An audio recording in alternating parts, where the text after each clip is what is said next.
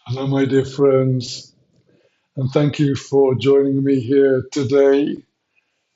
To each and every one of you who is logged into our Zoom meeting, and to all who'll be listening afterwards today, the 25th day of the month of Nisan, this month that has proved to be a most amazing month already with surprises day by day. And here we are already on the 10th day of the count of the Omer, corresponding to the 12th of April of the year 2026. And today, the 10th day of the Omer, is already the second week and 3 days into the second week of the Omer. That is to say, we have completed the count of the first week, the week of the attribute of chesed, of kindness.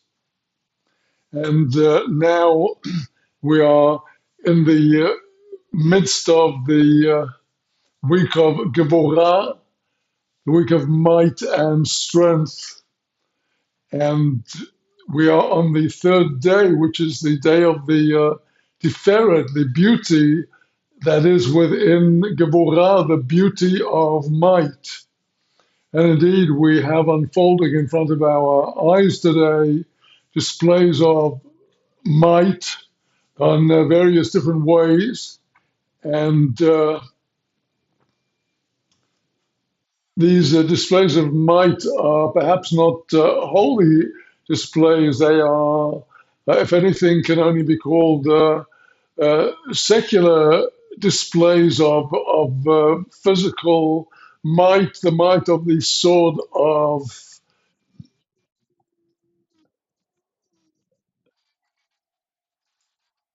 the might of the sword of Edom being displayed with military force, with bombing from the air, and this should impress us as to the impact that the aspect of might may have.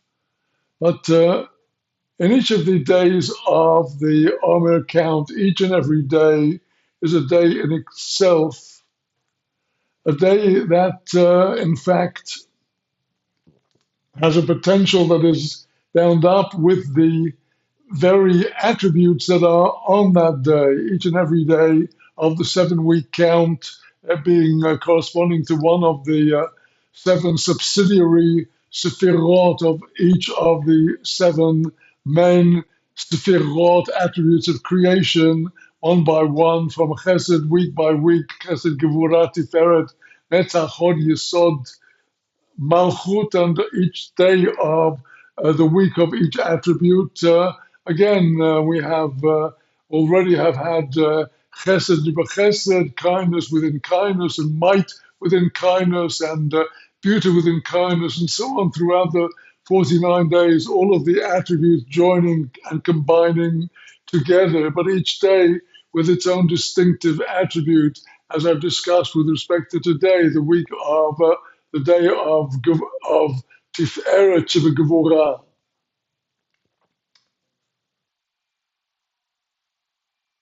It's a very, very precious time of the year for us, for all those who heed the voice of the Torah.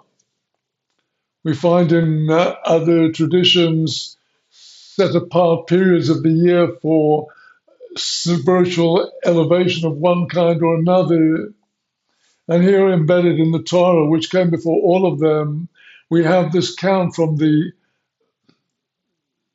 second day of the festival of Pesach, week by week until the climax, the festival of Shavuot, the festival of weeks, corresponding and corresponding to the day on which the Torah was given to Israel and to the whole world.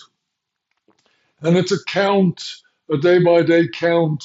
The count is made a little after sunset each evening to make sure that the weeks are complete with a whole day and a whole night of each day, a whole night and a whole day, starting from just after the sunset when the stars are coming out, and all the way through that night and that day. That's all one day, and a period of spiritual elevation. The Talmud recounts a very extraordinary story about a debate before the Emperor of Rome between the famous Rabbi Yehoshua of the Talmud, Rabbi Yehoshua ben Hananiah, and someone who in the Talmud is called a min. This would have been in the late first century or possibly early second century of the Common Era after the destruction of the temple, when Rabbi Yehoshua ben Hananiah, among other roles, including his role in the formulation of the Oral Torah, was on many missions of the community to Rome and had to perform and show his superior wisdom in front of the sages of Athens, who then dominated the Roman intellectual arena. And there was a man described in the Talmud as a min, which alludes to a man who was actually one of probably the early Christian followers who were already turning Christianity into a form of idolatry of a person rather than the pathway of an outstanding prophet. And this min, normally translated in English into the word heretic because he denies the Torah, this min was challenging Rabbi Yehoshua ben Hanani in front of the Roman emperor with gestures, because, says the Talmud, in front of kings, it's customary to talk with hand gestures and to explain with allusions and hints. And the min, the heretic, gave a dismissive gesture towards Rabbi Yehoshua ben Hanani, this pious Jewish elder, as if to say, well, now let's see, we have replacement theology. The original Israel that received the Torah have been rejected and are now in exile under Roman rule.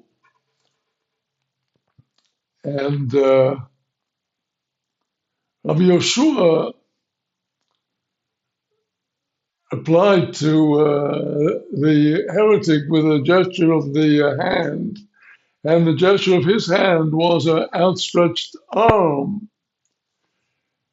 And the Roman emperor asked Rabbi Yehoshua, what did the heretic mean with his gesture? And Rabbi Yehoshua ben Hanani said, as if Israel have been rejected, replacement theology. And the emperor turns to the heretic and says, what did you understand from Rabbi Yehoshua ben Hananiah? And he said, I don't understand what he was saying with his gesture. And Rabbi Yehoshua ben Hananiah says, well, it's the outstretched arm that will bring judgment upon all of the heretics. And the emperor said, if the heretic does not understand the meaning of gestures and hints, then he's not worthy of standing before the king, before the emperor, take him away and have him executed. Well, now, a very profound teaching brought out by Baal Shem Tov, that every day has its keruzim, its declarations from heaven. Says the Talmud, every day a heavenly wail comes out, a heavenly declaration, woe for the disgrace of the Torah, which is shamed and rejected by so many people, mocked. Woe to this shame and disgrace, except that the world doesn't hear the announcement, the world doesn't hear the keruz.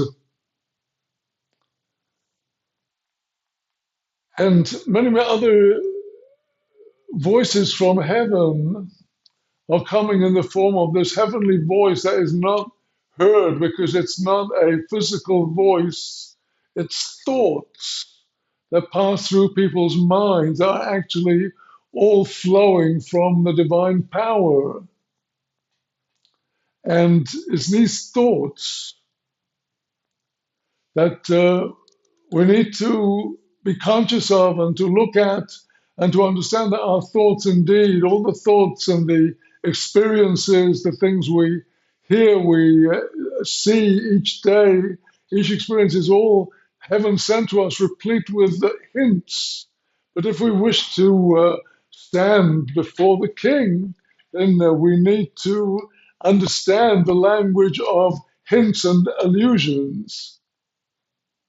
And Rabbi Nachman of Breslov, the great grandson of Baal Shem Tov, who brought this teaching explaining the inner meaning of the passage in the Talmud about Rabbi Hanania ben Yoshua and the heretic who didn't understand hints and gestures, says Rabbi Nachman, each and every day of the Sephira count, if we will attune our ears to the conversations around us, to the thoughts within us, they're all actually expressing the attribute of this day.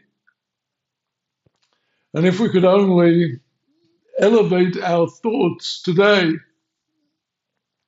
and understand that this thought comes from a divine attribute, and to examine myself, do I allow this divine attribute, be it of kindness, of might and strength, of beauty and harmony, of victory, of splendor, of majesty, of foundation, do I allow each of these attributes to become taken to myself for egotistical purposes?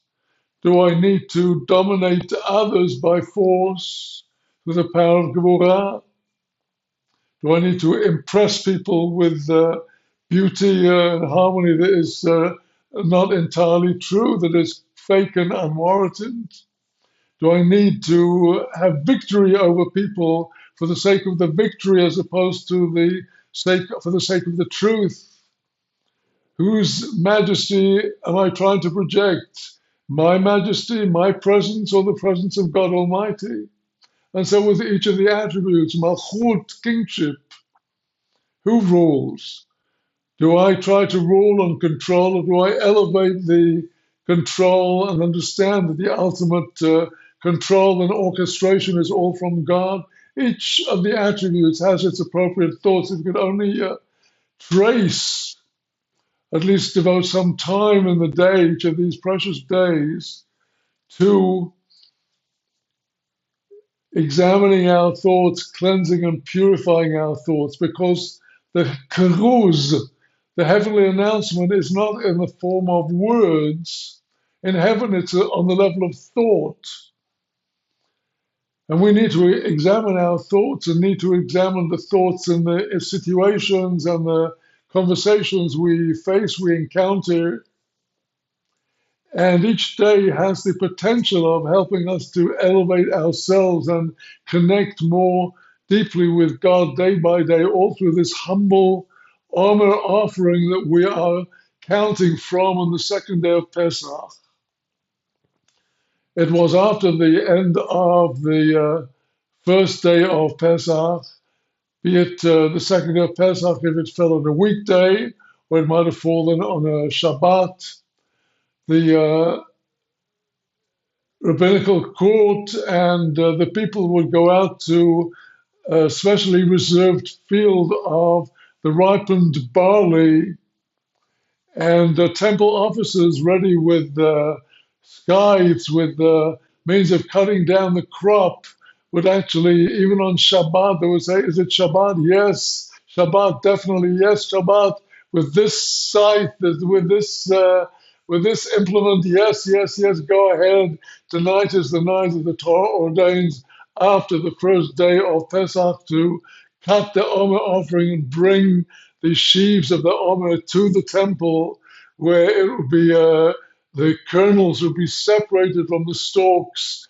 The kernels would be passed through pipes of earthenware and had holes in them, perforations, and the earthenware pipes would be rotated in fire to let the kernels dry out sufficiently to grind them down to make the flour offering of the barley.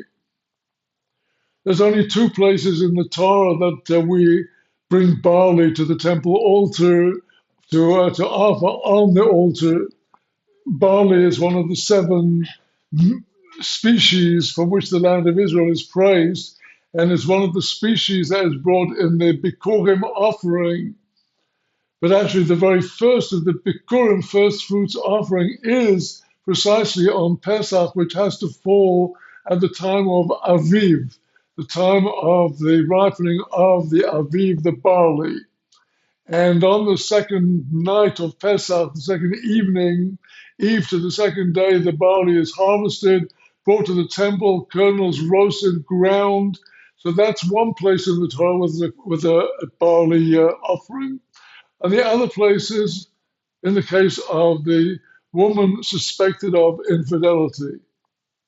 And to prove her innocence, she comes to the temple in order to undergo the experience of drinking the bitter waters, which will have no effect on her if she is innocent.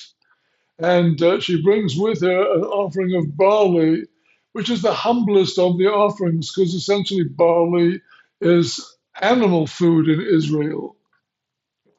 And our bringing of the barley offering on Pesach is a mission directly after our glorious night of exodus from Egypt, that we have fallen to the level of the animal.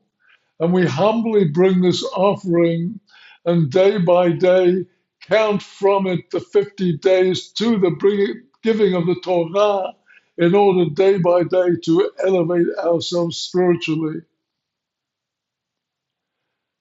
Well, I think people across the world are under every kind of trial today. Here in Israel, we have this on again, off again, on again, off again war, which now seems likely to be on again very shortly. And this takes an enormous toll on people's nerves. There's no regular education in schools, classes, Talmud Torahs, because the sirens that can sound at any time require people to rush to protected areas. And indeed, there have been casualties and destruction, and the threat is very real. People are not able to sleep at nights because of sudden warnings in the middle of the night, breaking their sleep patterns, causing uh, all that comes with sleeplessness and drainage of nervous energy. Children are bored, uh, need to be occupied and amused by harassed parents who are under pressure financially. And one sees no signs of a quick fix. We hoped when it all started in all seriousness on Purim, on the eve of Purim, that it would all end miraculously with the downfall of Haman, and it did not. We hoped that on the night of Pesach, it would all end miraculously, and it did not. War was ongoing, enormous amounts of destruction by the Israeli armed forces and by the American armed forces against Iran, destruction of infrastructure, bridges, roads, airfields, offices, all kinds of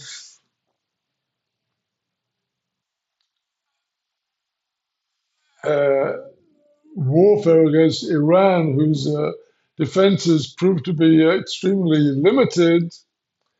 And this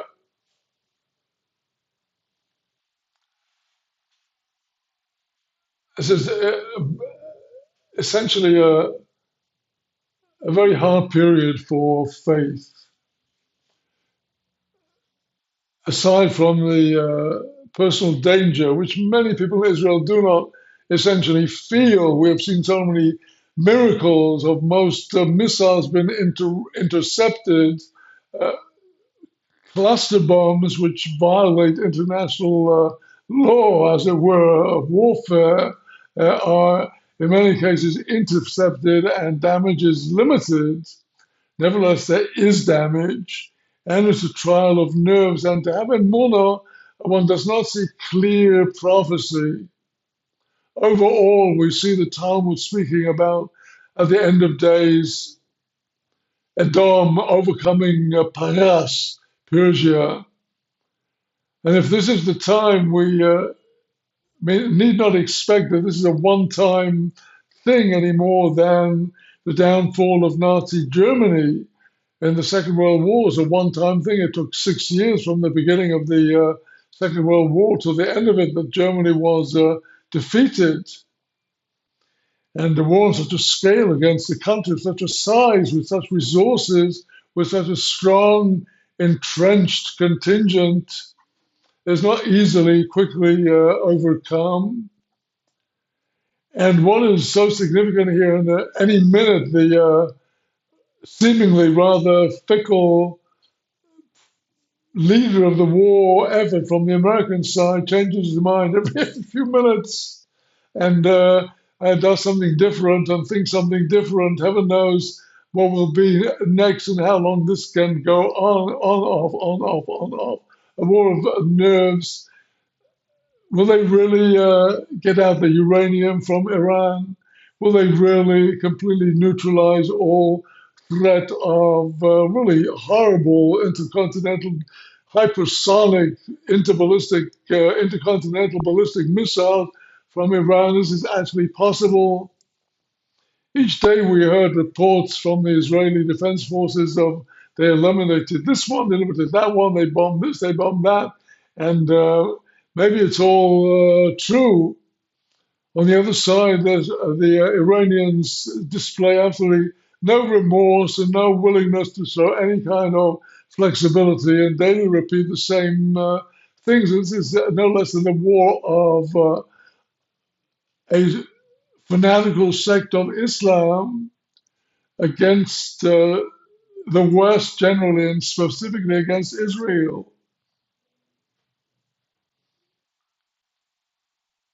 It's certainly causing tremendous conflagration throughout the region with Iran's neighbors, the most vulnerable and easily accessible missile victims like Saudi Arabia and United Arab Emirates and so on, all suffering, according to them, enormous amounts of damage to their oil infrastructure and uh, uh, other assets and people killed. Now, very easily, potentially, Russia can get drawn in, China can get drawn in, North Korea can jump in, China can attack Taiwan, and we have the whole world, as we say in Israel, al galgalim on roller skates, on steroids, all very crazy. Talk about gevurah, the aspect of might and strength and power. So watching this, we must understand that all is heaven sent. And first of all, if we are alive, let's give thanks to God that we are alive and safe, and that we, despite all that is around us, we are here and able to continue serving God, believing in God, and spreading the word of God. And this in itself is something absolutely enormous to be joyous about. The whole point of the Omer Count is we're counting towards a better future. We're counting towards the giving of the Torah, an event that is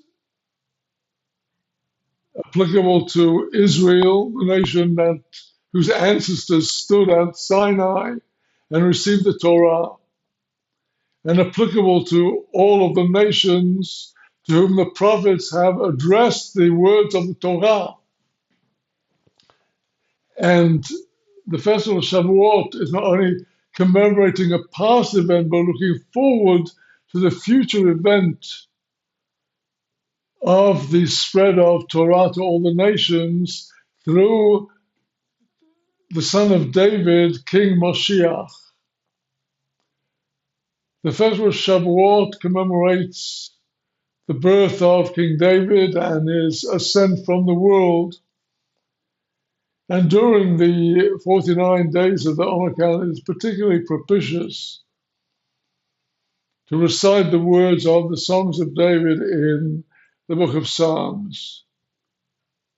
Because Psalms is King David's eternal testimony of the leader who leads his people to faith and practical action in the service of God, the study of the Torah and the fulfillment of the commandments, replete with the history of Israel, the past history, the deviations of Israel from the Torah, and the future glory of Israel, God's power of all creation.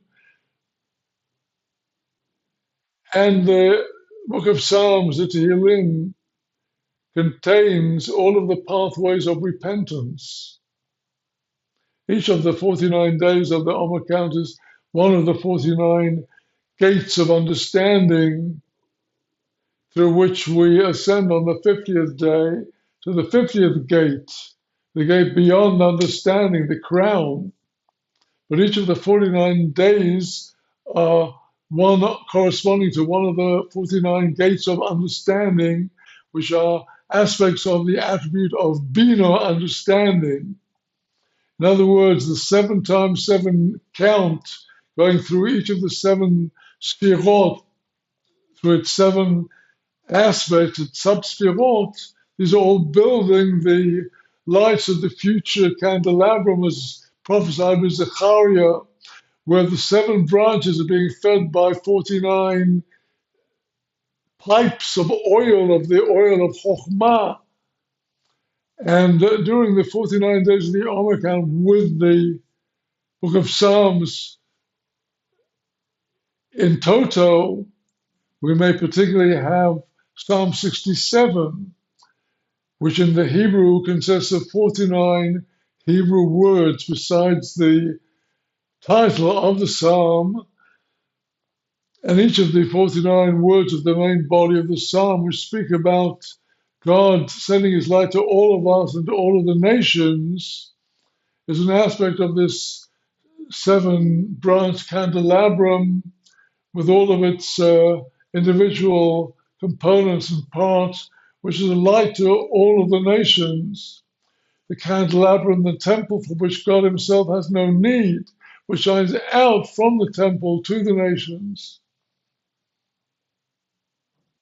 And inasmuch as we ourselves in Israel and throughout the world are day by day in the Omer Count, undergoing this personal purification, like the purification of the paradigmatic menstrual woman, her 7 days of uncleanliness atoned for by the 7 weeks of the Omer Count, that we each are cleansing the divine presence of these stains, and day by day leading up to the final day of the mikveh, the immersal of the bride in the mikveh of purification, the waters of Chokhmah. So here when we do this, we are causing universal reverberations. This is the whole mystery of faith, of prayer and devotion. Faith is belief in something you cannot see with your eyes in this world. As the Holy Zohar describes faith, this beautiful maiden who has no eyes.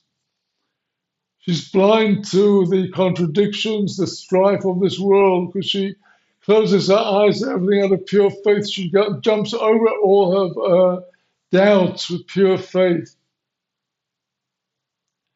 And faith must be attained through closing the eyes to this world and believing that what is most important is the way our acts of service and our words of prayer in this world reverberate in the higher worlds, which we cannot see. We do not see the consequences of our act of kindness in this world, strengthening the attribute of kindness from above. Also, with each of the commandments and each of the prayers, each of the blessings, we are strengthening the holiness above, but you can't see this. As the psalm says,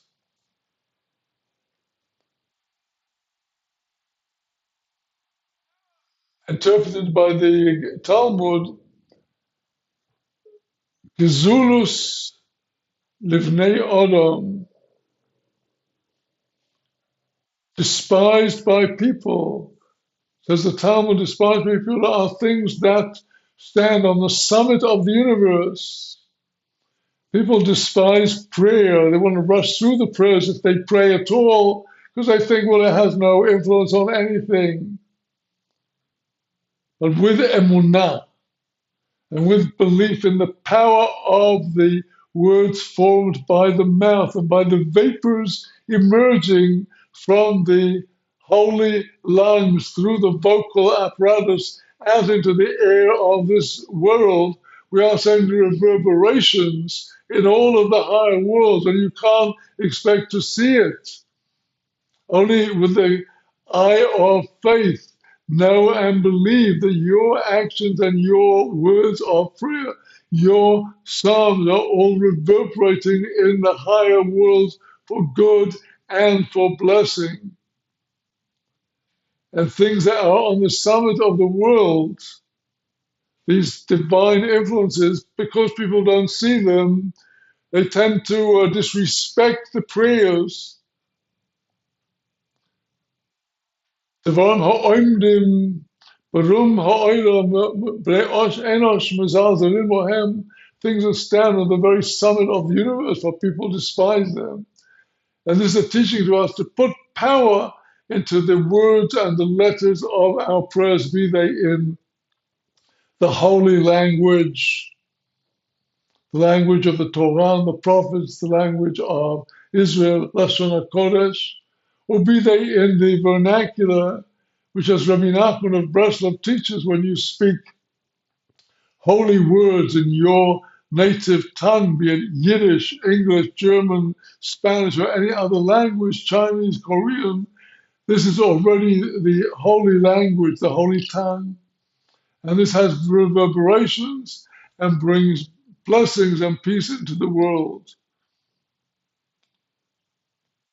Well, these are precious days, this climactic week of the month of Nisan, the month of our redemption, followed by this coming Friday and Shabbat, the 2 days of Rosh Chodesh Iyar, the month when we continue the daily ascent through the stages of the Sphira count.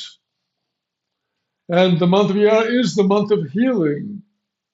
Such a precious, precious time when here in our part of the upper hemisphere, with the spring burgeoning and the plants of the fields and the trees, the earth giving forth its power. And as Reb Nachman says, the month of Iyar is a very good time to pursue the pathways of healing. So this begins, as I say, on Thursday night and Friday, the first day of Rosh Chodesh, the concluding day of Nisan, and then Friday night and Shabbat, the first day of the new month of Iyar, with many, many days of Segula, days of preciousness ahead of us. So my dear friends, I wish you Shavua Tov, Chodesh Tomorach, a good and a blessed month. And even if we see war on so many fronts, we shall pray for the peace of Jerusalem.